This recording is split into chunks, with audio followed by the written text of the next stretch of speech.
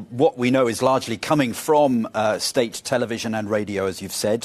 They've said that there is going to be an important declaration soon, and the radio has been playing patriotic music. Now, witnesses have been quoted as seeing military vehicles entering the army headquarters in Khartoum. This is the complex which houses the residence of President Omar al-Bashir, who came to power 30 years ago. Now, there are reports from some Arabic channels, notably Al Arabiya, saying that he has resigned, but I must stress that this is unconfirmed at this stage. The context, of course, as you've said, is a week of protests now outside the army complex, with, it seems, army soldiers increasingly taking the side of protesters against government security forces. There have been thousands of demonstrators demanding the president's resignation.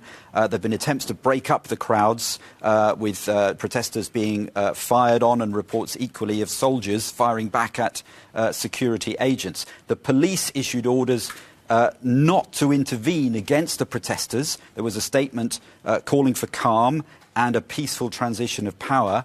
Before last week, of course, this unrest goes back to December, when there was a currency devaluation, austerity imposed, prices rose. The protests were over the cost of living, but have since amplified into demands for the president to quit. He didn't do so. He declared a state of emergency in February.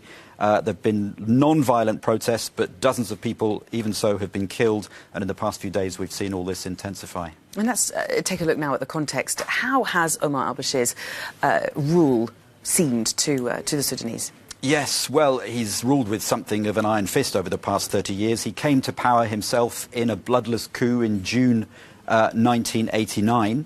I think we can have a look at the main points here. He was an army commander himself before that, and he has not really tolerated any dissent. Now, he said that he will stand down when his term expires in April next year, but he's insisted up to now that he should go, or that should be carried out via elections rather than because of protests. His goal has been always to keep the country unified, but he failed because in 2011, the country split in two, with South Sudan breaking away. It, of course, has had its own problems, and just this week the Pope has brought together that country's leaders to try to heal divisions.